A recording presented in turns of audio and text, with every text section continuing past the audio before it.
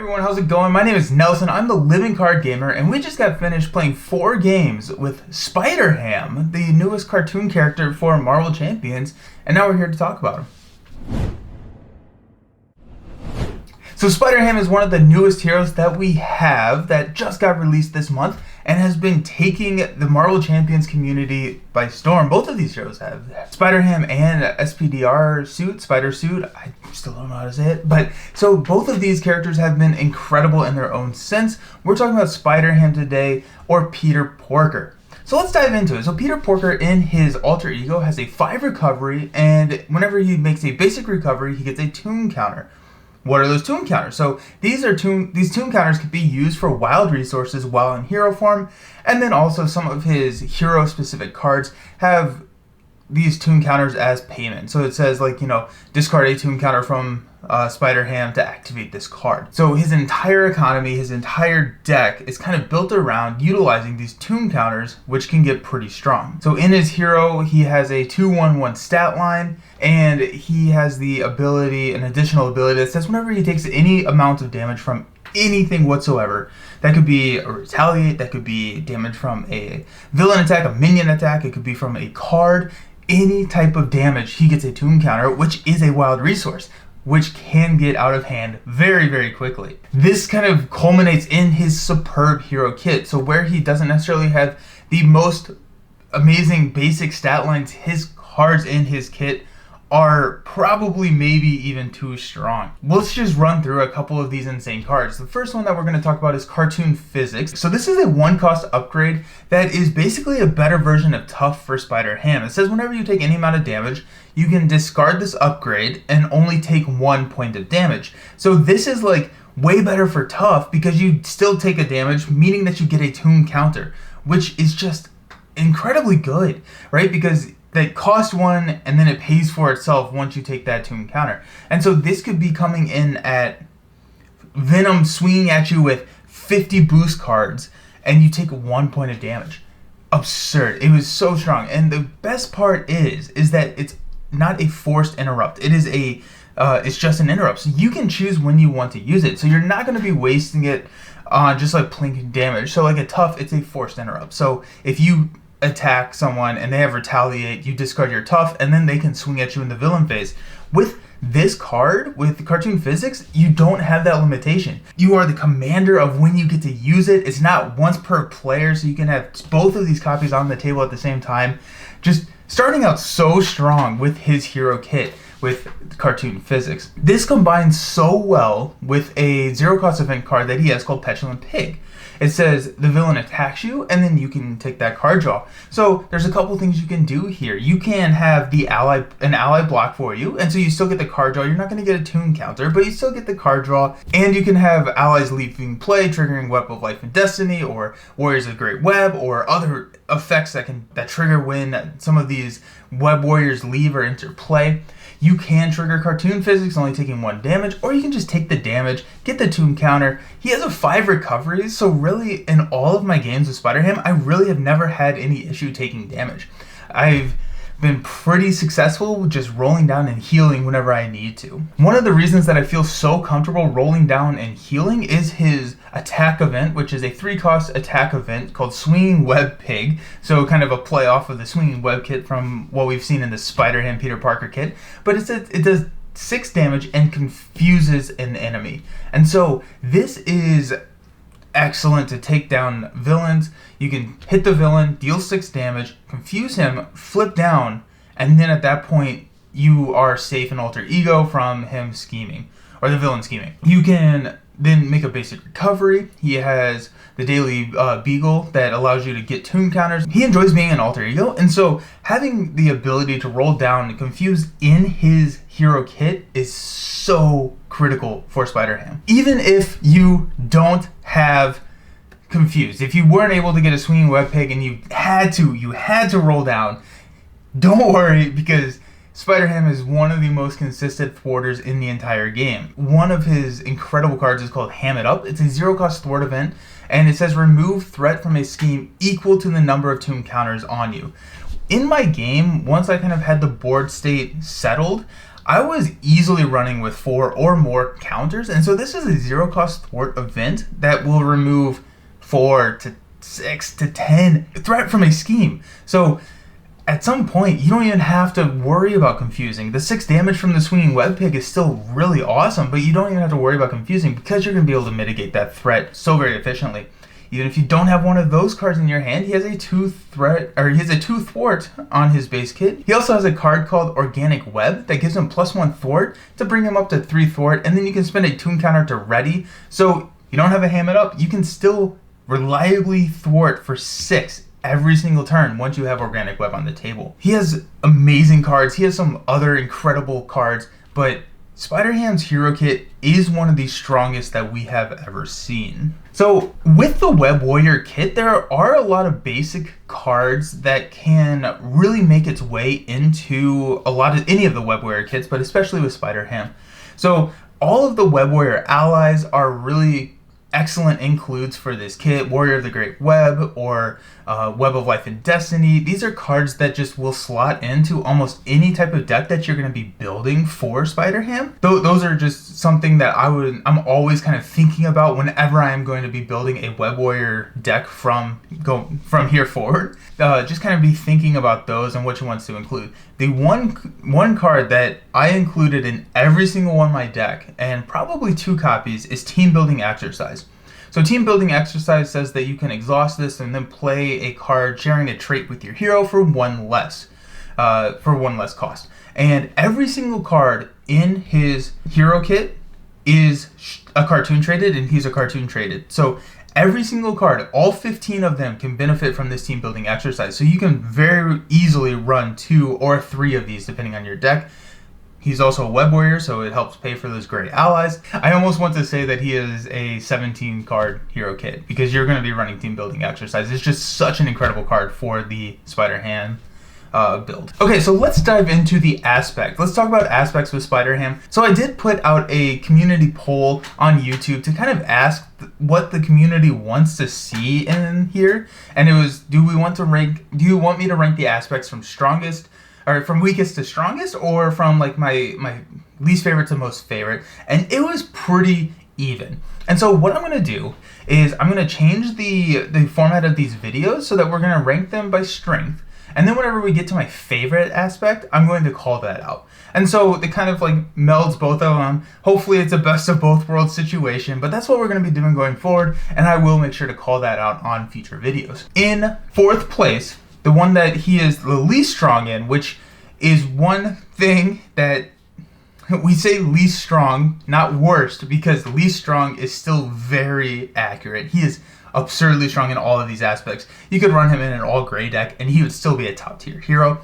But his least strong aspect, in my opinion, is Justice. So this is because he already does such a great job managing threat that Justice is just adding onto a strength. There are compelling arguments for non-solo play that Justice is one of his stronger aspects, but in a solo play you want to be well-rounded, and Justice is kind of just piling on, right? Like, you are going to be almost too much threat mitigation, and there are Justice archetypes that don't necessarily deal with just threat mitigation, which you can run, but at that point you're kind of like leaning away from the strength of the yellow aspect, and therefore you're not getting the full utilization out of it. But a couple of things about Justice that are so much fun with Spider-Ham. The card Great Responsibility, which is a card that has been in my box and I have never looked at since the inception of, the starter deck that it came in. But Great Responsibility says that anytime a threat would be placed on a scheme, you can take that as damage. So this makes it way more compelling for Spider-Ham to put in his deck, because when he takes a damage, he can trigger his ability to take a tune counter, which means that this 0 cost card now becomes a +1 cost card, right? So you're netting resources, mitigating threat, and then you can trigger Cartoon Physics or something if it's a ton of threat being placed on there. It's just an excellent card that I include in my Justice Spider-Ham decks.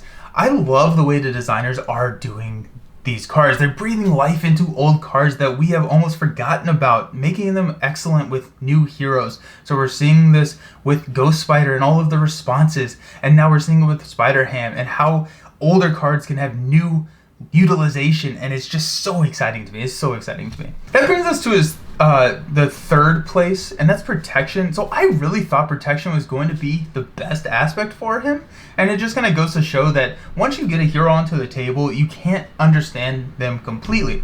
But I thought protection was going to be so good, basically being able to manage damage and letting just a little bit through with like energy barriers or other cards like that, where you only are taking 1 damage, triggering that ability to get those 2 encounters. But he doesn't even really need to do that. So he's incentivized for recovering. So you kind of don't mind taking more damage because you can roll down and heal for 10 if you need to recover twice. If you have a crew quarters, you can heal for 12. And it's just really not an issue. You actually probably could be running downtime, and then so you only flip, you heal for 7. So just take damage, right?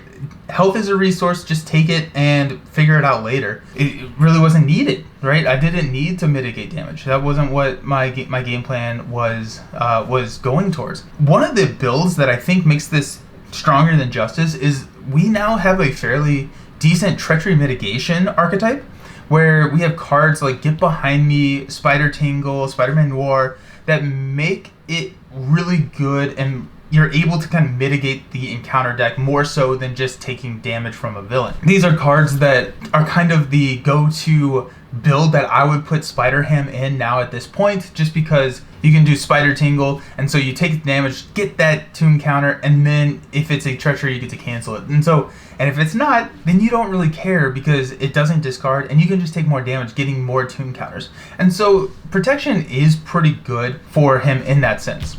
One card that I will mention, and I'm kind of mentioning some cards throughout that kind of deal damage in each of these aspects, is Split Foot. So this is a new card that showed up in the SPDR Hero Pack, and it says it's basically a different version of Cartoon Physics. So you deal 1 damage to your hero, getting a 2 encounter, and then you can place up to 2 stun status cards out on enemies. And so that can be the villain, and so at that point, you, instead of triggering a Cartoon Physics, you took a damage beforehand and then stunned. So really good card to add in there, especially in multiplayer, especially if you're running with a high minion modular set where you can stun some of those minions, because that is one of Spider-Ham's major weaknesses, is minion mitigation. So that brings us to our second strongest aspect, which is actually my favorite aspect to play with Spider-Ham, and that's aggression. And that is because he wants to take damage, he wants to take a little bit of damage from multiple different areas. So instead of taking 1 big hit from a villain, that's not as appealing to him as taking 5 damage from 5 different minions. And I love just the farming minions build. And I love the farming minions build, and what I mean by that is going to get minions and then killing them for an effect. So it's kind of like the weaker version of the one way or another build. Just kind of, that's how I think about it. I love this build in any heroes. It's my favorite way to play aggression currently, and Spider-Ham does it so very well. And so you can do cards like Looking for Trouble, where you go find a minion and then remove threat, but then you have a minion on the table, and you may not even actually want to take care of that minion, because if you leave him sitting out there, and if it's a 1/1 minion, you just take that plink damage every single time, and you're actually getting resources for that. And so even a 2 damage minion, I just let him sit there. I don't take him on. I don't touch him unless it has a really horrible ongoing effect. Then yeah, you have to take care of it. But yeah, so Looking for Trouble, Angela, all of these cards that can bring out minions are just great. And then you run Bring It On, so you get to draw a card for every single minion you're engaged with. Petulant Pig draws you cards. I mean, you can very easily be sitting with a hand size of over 10 with this type of build. For Spider-Ham, I really enjoyed pairing this strategy with an overkill type strategy. So overkill, whenever you deal damage to a enemy, any excess damage rolls over to the villain. He has overkill built into his kit with the Big Wooden Hammer upgrade, and so this gives him +1 attack, and then you can exhaust it, spend a 2 encounter and get +2 and gain overkill. If you combine that with a follow through, and so that increases the amount of excess damage increased by 1 every single follow through you have. Once you do start getting too many minions on the table, you can then hit them with the hammer, overkill onto the villain, and then do a lot of damage that way. Combine this with a Battle Fury. So this is the card in aggression that I want to highlight that deals damage to trigger his ability to get cartoon counters. And so Battle Fury says after killing an enemy, deal 1 damage to yourself and stand up. And so that's 1 more money that you can use, and you get to stand up and be ready to kill something else or threat. This card is one of those other ones that I don't run in a lot of builds, but Spider-Ham loves it. Then the strongest aspect for him, pretty much by far, is leadership. And so the age-old statement since Marvel Champions has been created is that, you know, big money buys good allies, right? So he has so much money. His economy is just so incredible that he can put pretty much anything he wants on the table. The Web Warrior kit is all basic, but with cards like Command Team, Make the Call, Rapid Response, and you're able to just get these allies onto the table, utilize them to their full potential, and then trigger responses that are the entering or leaving play abilities, and he can pay for them. He's going to have so much money, he's not going to care about, you know, the 5-cost ally. He can put a Giant Man on the table fairly easily, like on the second deck pass, probably even the first deck pass, even without doubles, right? It just gets kind of crazy, where he just gets so involved with his economy, and it gets so incredibly good that, yeah, just run huge allies and just have so much fun. So I did put out a community poll to rank them, and this is a little bit different than what I had. So the community also had leadership in top with 44%, and then aggression and justice were tied for second, and protection was in last place. So that's what they ranked. Again, I'm ranking for solo, so there may be a little bit of bias there, but let's rank them in our overall hero ranking. So the community voted, and they were pretty split between an S and an A tier. There was a couple of votes for D tier, which I'm not quite sure what that was about. Maybe they just had a bad game or something. But Spider-Ham in my tier list is going at an S tier. He's one of the strongest heroes in the game, and easily the strongest we have reviewed. So he's top of the list right now.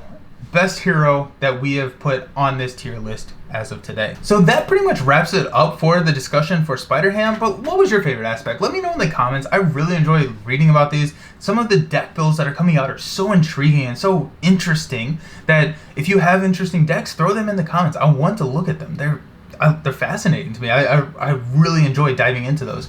And then if you liked what you saw here, please consider giving this video a thumbs up or subscribe to the channel. And I'm doing a lot of these, and so hopefully these help you in your Marvel Champions journey. I appreciate all of you. I look forward to talking with you later. Peace.